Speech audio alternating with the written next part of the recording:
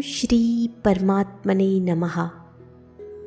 શ્રીમદ ભગવદ્ ગીતાના 10મા અધ્યાયનું મહાત્મય. ભગવાન શિવ કહે છે, સુંદરી, હવે તમે 10મ અધ્યાયના મહાત્મયની પરમ પાવન કથા સાંભળો, જે સ્વર્ગરૂપી દુર્ગમાં જવા માટે સુંદર સોપાન અને પ્રભાવની ચરમ સીમા છે.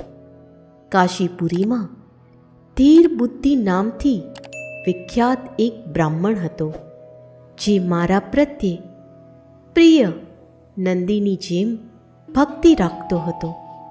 એ પાવન કીર્તિના અર્જનમાં તત્પર રહેનારો, શાંત ચિત્તનો અને હિંસા, કઠોરતા તથા દુસ્સાહસથી દૂર રહેનારો હતો. જીતેન્દ્રિય હોવાના કારણે એ નિવૃત્તિ માર્ગમાં જ સ્થિત રહેતો હતો. એણે વેદરૂપી સમુદ્રનો પાર પામી લીધો હતો. એ સઘળા શાસ્ત્રોના તાત્પર્યનો જાણકાર હતો. એનું ચિત્ત સદા મારા ધ્યાનમાં જોડાયેલું રહેતું હતું. એ મનને અંતર આત્મામાં પોરવીને સદા આત્મતત્વનો સાક્ષાત્કાર કરતો હતો. આથી જ્યારે એ ચાલવા લાગતો, ત્યારે હું પ્રેમવશ એની પાછળ દોડી દોડીને એને હાથનો ટેકો આપતો રહેતો હતો. આ જોઈ મારા પાછળ ભૃંગી રીટીએ પૂછ્યું, ભગવન, આ રીતે ભલા કોણે તમારા દર્શન કર્યા હશે? આ મહાત્માએ કયું તપ, કયો હવન કે જપ કર્યો છે, જેથી આપ જાતે ડગલે ડગલે એને હાથનો ટેકો આપો છો? ભૃંગી રીટીનો આ પ્રશ્ન સાંભળીને મેં આ રીતે ઉત્તર આપવાનો આરંભ કર્યો. એક સમયની વાત છે. કૈલાસ પર્વતના પાસેના ભાગમાં પુન્નાગ વનની અંદર ચંદ્રમાના અમૃતમય કિરણોથી ધોવાઈને સ્વચ્છ થયેલી ભૂમિમાં એક વેદીનો આશરો લઈને હું બેઠેલો હતો. મારા ક્ષણભર બેઠા પછી ઓચિંતા ઘણું જોરથી વાવાઝોડું ફૂંકાયું. ત્યાંના વૃક્ષોની શાખાઓ ઊંચી નીચી થઈને પરસ્પર અથડાવા લાગી. કેટલી ડાળીઓ તૂટી તૂટીને વિખરાઈ ગઈ. પર્વતોનો અવિચળ પડછાયો પણ હલવા માંડ્યો. ત્યાર પછી આકાશમાંથી કોઈ વિશાળ પક્ષી ઉતર્યું, જેની શોભા કાળા મેઘ જેવી હતી. એ કાજળના ભંડાર, અંધારાના સમૂહ અથવા પાંખ કપાયેલા કાળા પર્વત જેવું જણાતું હતું. પગથી પૃથ્વીનો ટેકો લઈને એ પક્ષીએ મને પ્રણામ કર્યા અને એક સુંદર નવું કમળ મારા ચરણોમાં મૂકીને સ્પષ્ટ વાણીમાં સ્તુતિ કરવાનું આરંભ્યું. પક્ષી બોલ્યું, દેવ, આપનો જય થાઓ. આપ ચિદાનંદમયી સુધાના સમુદ્ર છો અને જગતના પાલક છો. સદા સદ્ભાવના સભર અને અનાસક્તિના તરંગોથી ઉલ્લાસ પામતા રહો છો. આપના વૈભવનો ક્યાંય અંત નથી. આપનો જય થાઓ. અદ્વૈત વાસનાથી પરિપૂર્ણ બુદ્ધિ દ્વારા આપ ત્રિવિધ ફળ વિનાના છો. આપ જીતેન્દ્રિય ભક્તોને આધીન રહો છો તથા ધ્યાનમાં આપના સ્વરૂપનો સાક્ષાત્કાર થાય છે. આપ અવિદ્યામય ઉપાધિ વિનાના, નિત્ય મુક્ત, નિરાકાર, નિરામય, અસીમ, અહંકાર વિનાના, આવરણ વિનાના અને નિર્ગુણ છો. આપના ચરણ કમળ શરણાગત ભક્તોની રક્ષા કરવામાં પ્રવીણ છે. પોતાના ભયંકર લલાટરૂપી મહાસર્પની વિષ જ્વાળાઓથી આપે કામદેવને ભસ્મ કર્યો હતો. આપનો જય થાઓ. આપ પ્રત્યક્ષ વગેરે પ્રમાણોથી દૂર હોવા છતાં પણ પ્રામાણ્ય સ્વરૂપ છો. આપને વારંવાર નમસ્કાર છે. ચૈતન્યના સ્વામી તથા ત્રિભુવન રૂપધારી એવા આપને પ્રણામ છે. હું શ્રેષ્ઠ યોગીઓ દ્વારા ચુમાયેલા આપના એ ચરણ કમળોની વંદના કરું છું, જે અપાર ભવ પાપના સમુદ્રથી પાર ઉતરવામાં અદ્ભુત શક્તિશાળી છે. મહાદેવ, સાક્ષાત બૃહસ્પતિ પણ આપની સ્તુતિ કરવાની ધૃષ્ટતા નથી કરી શકતા. 1000 મુખ ધરાવતા નાગરાજ શેષમાં પણ એટલું ચાતુર્ય નથી કે આપના ગુણોનું વર્ણન કરી શકે. પછી મારા જેવા નાની બુદ્ધિ ધરાવતા પક્ષીની તો વિસાત જ શું. એ પક્ષીએ કરેલી આ સ્તુતિ સાંભળીને મેં એને પૂછ્યું, હે પક્ષી, તું કોણ છે? ક્યાંથી આવ્યું છે? તારો આકાર તો હંસ જેવો છે, પણ રંગ કાગડાનો મળ્યો છે. તું જે પ્રયોજનને લઈને અહીં આવ્યું છે એને જણાવ. પક્ષી બોલ્યું, દેવેશ, મને બ્રહ્માજીનો હંસ જાણો. જે કર્મથી મારા શરીરમાં અત્યારે કાલીમાં આવી ગઈ છે એ સાંભળો. પ્રભુ, જો કે આપ સર્વજ્ઞ છો, છતાં પણ જો આપ પૂછો છો તો જણાવું છું. સુરત નગર પાસે એક સુંદર સરોવર છે, જેમાં કમળ લહેરાતા રહે છે. એમાંથી જ બાલચંદ્રમાના ટુકડા જેવા શ્વેત મૃણાલોના કોળિયા લઈને હું ઘણી ઝડપી ગતિથી આકાશમાં ઉડી રહ્યો હતો. ઉડતા ઉડતા ઓચિંતા ત્યાંથી પૃથ્વી પર પડી ગયો. જ્યારે ભાનમાં આવ્યો અને પોતાના પડવાનું કારણ ન જોઈ શક્યો તો મનોમન વિચારવા માંડ્યો, અરે, આ મારા પર શું આવી પડ્યું? આજે મારું પતન કેવી રીતે થઈ ગયું?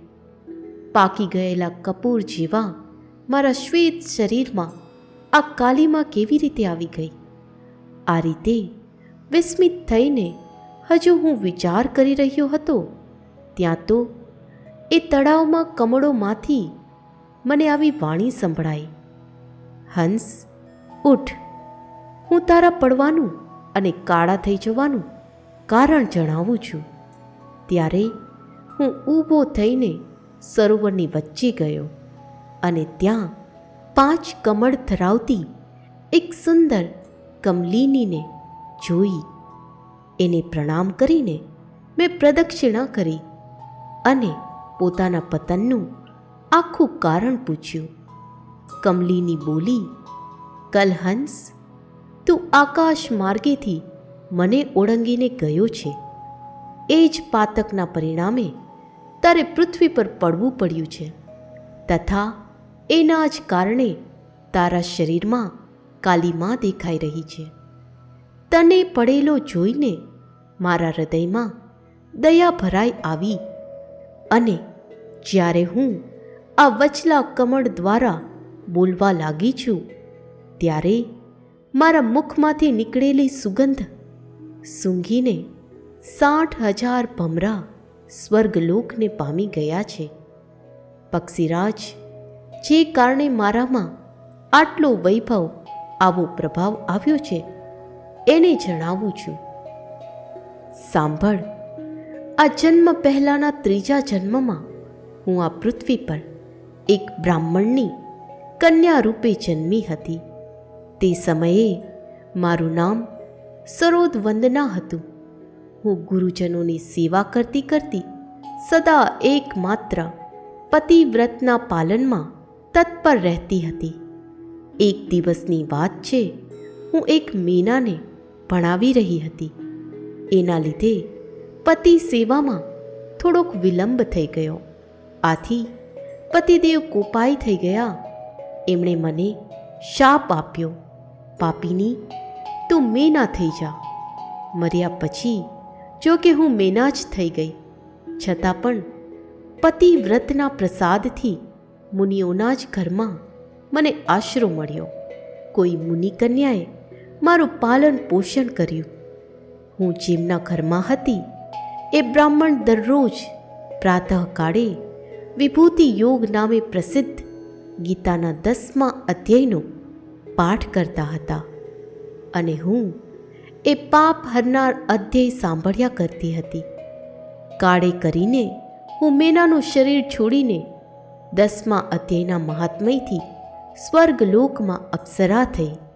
મારું નામ પદ્માવતી પડ્યું અને હું પદ્માની પ્રેમાળ સખી બની ગઈ. એક દિવસ હું વિમાન દ્વારા આકાશમાં વિચરી રહી હતી. તે સમયે સુંદર કમળોથી સુશોભિત આ રમણીય સરોવર પર મારી દૃષ્ટિ પડી અને એમાં ઉતરીને જેવી મેં જળ ક્રીડા આરંભી એવા જ દુર્વાસા મુનિ આવી પહોંચ્યા. એમણે વસ્ત્રરહિત અવસ્થામાં મને જોઈ લીધી. એમના ભયથી મેં પોતે જ એક કમલિનીનું રૂપ ધારણ કરી લીધું. મારા બંને પગ 2 કમળ થઈ ગયા, બંને હાથ પણ 2 કમળ થઈ ગયા અને બાકીના અંગો સાથે મારું મુખ પણ 1 કમળ થઈ ગયું. આ રીતે હું 5 કમળો ધરાવતી થઈ. મુનિવર દુર્વાસાએ મને જોઈ. એમના નેત્ર ક્રોધાગ્નિથી બળી રહ્યા હતા. એ બોલ્યા, પાપીની, તું આ જ રૂપમાં 100 વર્ષ સુધી પડી રહે. આ શાપ આપીને એક ક્ષણવારમાં અંતર્ધ્યાન થઈ ગયા. કમલિની હોવા છતાં પણ વિભૂતિ યોગના અધ્યાયના મહાત્મયથી મારી વાણી લુપ્ત નથી થઈ. મને ઓળંગવા માત્રના અપરાધથી તું પૃથ્વી પર પડ્યું છે. પક્ષીરાજ, અહીંયા ઊભા ઊભા તારી સામે જ આજે મારા શાપની નિવૃત્તિ થઈ રહી છે. કેમ કે આજે 100 વર્ષ પૂરા થઈ ગયા. મારા વડે ગાવામાં આવતા એ ઉત્તમ અધ્યાયને તું પણ સાંભળી લે. એના શ્રવણ માત્રથી તું પણ આજે જ મુક્ત થઈ જઈશ. આમ કહીને પદ્મિનીએ સ્પષ્ટ અને સુંદર વાણીમાં 10મ અધ્યાયનો પાઠ કર્યો અને એ મુક્ત થઈ ગઈ. એને સાંભળ્યા પછી એણે જ આપેલું આ ઉત્તમ કમળ લાવીને મેં આપને અર્પણ કર્યું છે. આટલી કથા સંભળાવીને એ પક્ષીએ પોતાનું શરીર ત્યજી દીધું. આ એક અદ્ભુત ઘટના હતી. એ જ પક્ષી હવે 10મ અધ્યાયના પ્રભાવથી બ્રાહ્મણ કુળમાં જન્મ્યું છે. જન્મથી જ અભ્યાસ હોવાના કારણે બાળપણથી જ આના મુખેથી સદા ગીતાના 10મ અધ્યાયનું ઉચ્ચારણ થતું રહે છે. 10મ અધ્યાયના અર્થચિંતનનું એ પરિણામ થયું છે કે આ બ્રાહ્મણ સર્વભૂતોમાં સ્થિત શંખચક્રધારી ભગવાન વિષ્ણુના સદાય દર્શન કરતું રહે છે. આની સ્નેહભરી દ્રષ્ટિ જ્યારે કદી કોઈ દેહધારીના શરીર પર પડી જાય છે ત્યારે એ ભલે દારૂડિયો કે બ્રહ્મ હત્યારો જ કેમ ન હોય, મુક્ત થઈ જાય છે. તથા પૂર્વજન્મમાં અભ્યાસ કરેલા 10મ અધ્યાયના મહાત્મયથી અને દુર્લભ એવું તત્વજ્ઞાન મળેલું છે. તથા આણે જીવન મુક્તિ પણ પામી લીધી છે. આથી જ્યારે આ માર્ગમાં ચાલવા માંડે છે ત્યારે હું એને હાથનો ટેકો આપી રાખું છું. ભૃંગીરીટી, આ બધો 10મ અધ્યાયનો જ મહામહિમા છે. પાર્વતી, આ રીતે મેં ભૃંગીરીટીની સામે જે પાપનાશક કથા કહી હતી એ જ અહીં તમને કહી છે. નર હોય કે નારી અથવા બીજું કોઈ પણ કેમ ન હોય, આ 10મ અધ્યાયના શ્રવણ માત્રથી એને બધા આશ્રમોના પાલનનું ફળ પ્રાપ્ત થાય છે. ઓમ શ્રી પરમાત્મને નમઃ. શ્રીમદ્ ભગવદ્ ગીતા 10મ અધ્યાય વિભૂતિ યોગ. મિત્રો, આ અધ્યાયમાં ભગવાનની વિભૂતિ અને યોગ શક્તિનું કથન તથા એમને જાણવાનું ફળ સમજાવેલ છે. ફળ અને પ્રભાવ સહિત ભક્તિયોગનું કથન તેમજ અર્જુન દ્વારા ભગવાનની સ્તુતિ તથા વિભૂતિ અને યોગ શક્તિને કહેવા માટે પ્રાર્થના કરેલ છે. ભગવાન દ્વારા પોતાની વિભૂતિઓનું અને યોગ શક્તિનું કથન કરેલ છે. શ્રી ભગવાન બોલ્યા, હે મહાબાહો, હજી ફરીથી પણ મારા પરમ રહસ્યને તેમજ પ્રભાવને જણાવનાર વચનને સાંભળ, જેને હું મારામાં અતિશય પ્રેમભાવ રાખનાર એવા તને તારા હિતની ઈચ્છાથી તને કહું છું. મારી ઉત્પત્તિને એટલે કે અવતાર ધારણ કરવાની અલૌકિક લીલાને નથી દેવતાઓ જાણતા કે નથી તો મહર્ષિઓ જાણતા, કેમ કે હું સર્વ રીતે દેવતાઓનું અને મહર્ષિઓનું પણ આદિ કારણ છું, જે મને અજન્મા એટલે કે વાસ્તવમાં જન્મ વિનાનો અનાદિ અને સર્વ લોકોનો મહાન ઈશ્વર તત્વથી જાણે છે. બધા માણસોમાં એ જ્ઞાની માણસ સર્વ પાપોથી છૂટી જાય છે. નિશ્ચય કરવાની શક્તિ, યથાર્થ જ્ઞાન, અસમૂઢતા, ક્ષમા, સત્ય, ઇન્દ્રિયો વશમાં રાખવી, મનનો નિગ્રહ તેમજ સુખ દુઃખ, ઉત્પત્તિ, પ્રલય અને ભય અભય તથા અહિંસા, સમતા, સંતોષ, તપ, દાન, કીર્તિ અને અપકીર્તિ, પ્રાણીઓના આવા વિવિધ પ્રકારના ભાવો મારાથી જ થાય છે. 7 મહર્ષિજનો, 4 એમની પણ પૂર્વે થયેલા સનક આદિ તથા સ્વયંભૂ આદિ 14 મનુઓ, મારામાં ભાવ રાખનારા આ બધાય મારા સંકલ્પથી જન્મેલા છે, જેમની સંસારમાં આ સઘળી પ્રજા છે. જે માણસ મારી આ પરમ ઐશ્વર્ય સ્વરૂપ વિભૂતિને અને યોગ શક્તિને તત્વથી જાણે છે, એ નિશ્ચળ ભક્તિ યોગથી યુક્ત થઈ જાય છે. એમાં લેશ માત્ર પણ સંશય નથી. હું વાસુદેવ આખા જગતની ઉત્પત્તિનું કારણ છું અને મારાથી જ સમગ્ર જગત ચેષ્ટા કરે છે. આ પ્રમાણે સમજીને શ્રદ્ધા અને ભક્તિ રાખનારા બુદ્ધિમાન ભક્તો મુજ પરમેશ્વરને જ નિરંતર ભજે છે. નિરંતર મારામાં મન પોરવી રાખનારા અને મારામાં જ પ્રાણોને અર્પણ કરી રાખનારા ભક્તજનો મારી ભક્તિની ચર્ચા દ્વારા પરસ્પર મારા પ્રભાવને ઓળખાવતા તથા ગુણ અને પ્રભાવ સહિત મારું કથન કરતા જ નિત્ય નિરંતર સંતોષી રહે છે અને મુજ વાસુદેવમાં જ નિરંતર રમ્યા કરે છે. નિરંતર મારા ધ્યાન વગેરેમાં પૂરવાયેલા અને પ્રેમથી ભજનારા એ ભક્તોને હું એવો તત્વજ્ઞાન રૂપી યોગ આપું છું, જેનાથી એ ભક્તો મને જ પામે છે. હે અર્જુન, એમના ઉપર અનુગ્રહ કરવા માટે એમના અંતઃકરણમાં રહેલો હું પોતે જ એમના અજ્ઞાનજનિત અંધકારને ઝળહળતા તત્વજ્ઞાન રૂપી દીપક દ્વારા નષ્ટ કરી દઉં છું. અર્જુન બોલ્યા, આપ પરમ બ્રહ્મ, પરમ ધામ અને પરમ પવિત્ર છો, કેમ કે આપને સમસ્ત ઋષિજનો સનાતન દિવ્ય પુરુષ, દેવોના પણ આદિદેવ, અજન્મા અને સર્વવ્યાપી કહે છે. એવું જ દેવર્ષિ નારદ, અસિત અને દેવલ ઋષિ તથા મહર્ષિ વ્યાસ પણ કહે છે. અને વળી આપ પોતે પણ મને એમ જ કહો છો.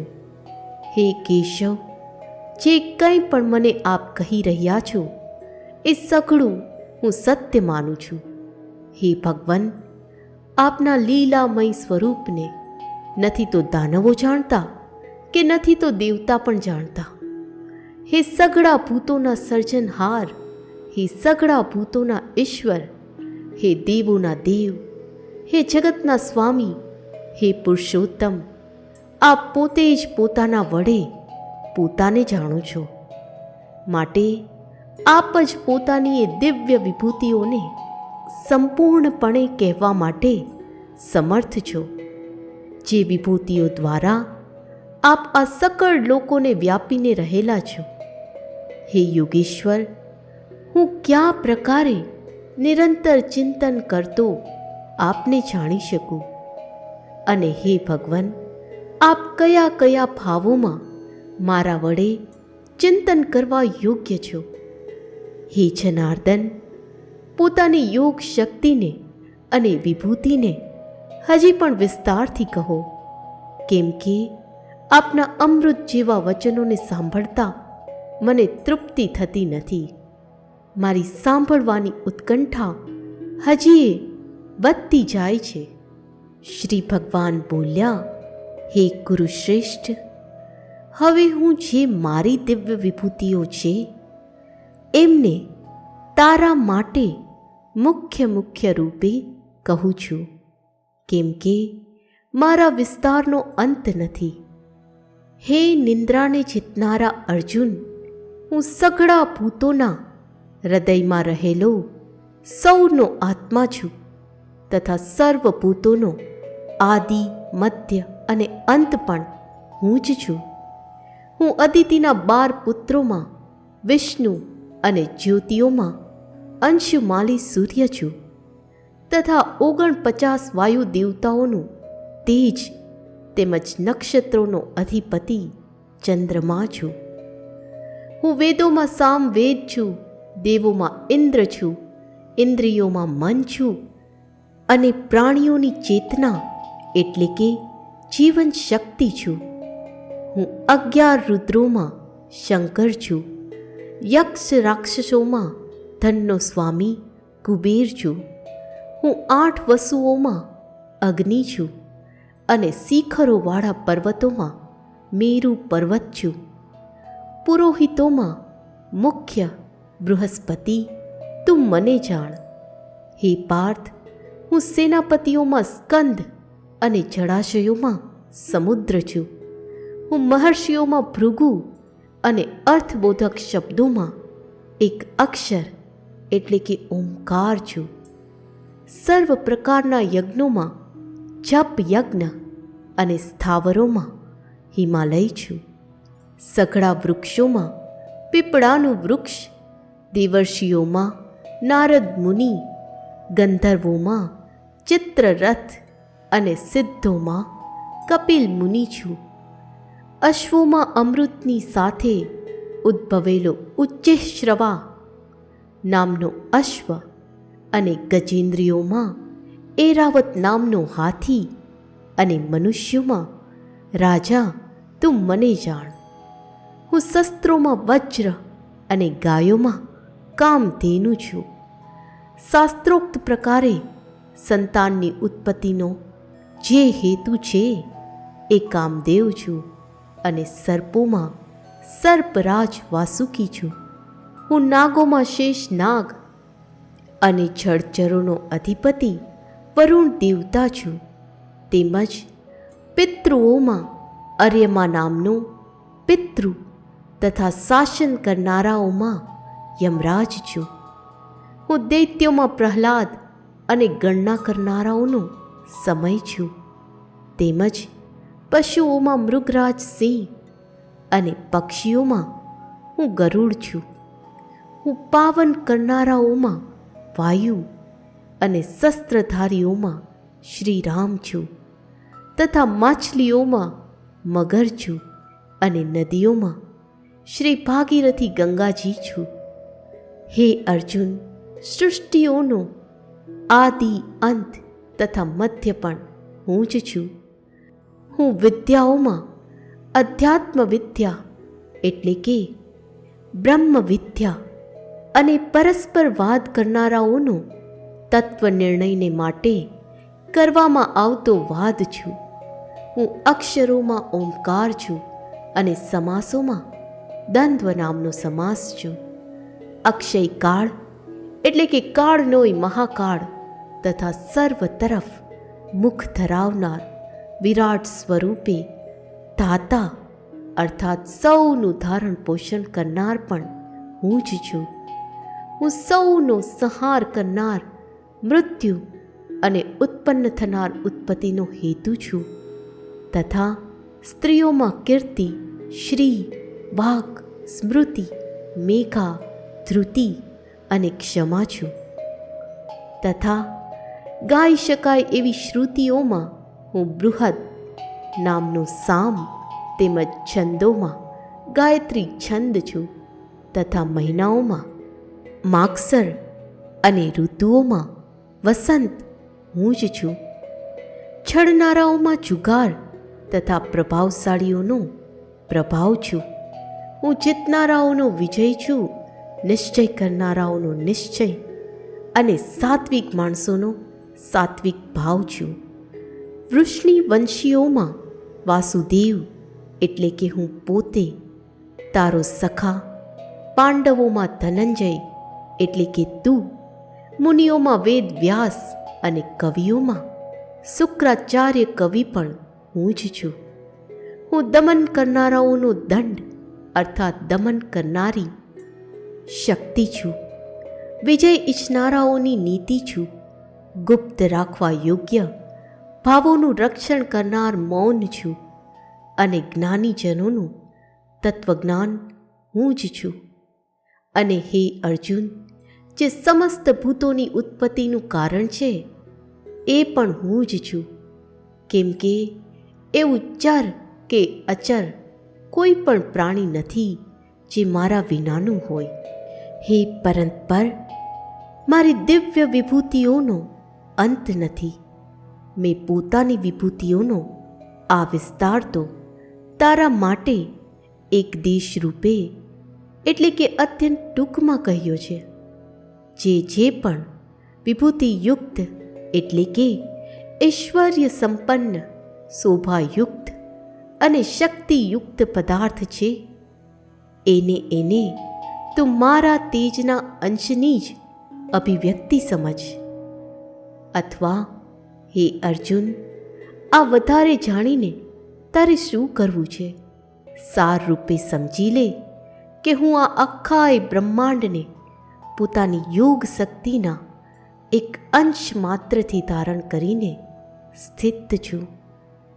શ્રી કૃષ્ણ અને અર્જુનના સંવાદમાં શ્રીમદ ભગવદ્ ગીતા રૂપી ઉપનિષદ અને બ્રહ્મ વિદ્યા તથા યોગ શાસ્ત્ર વિષયનો વિભૂતિ યોગ નામનો 10મો અધ્યાય સમાપ્ત.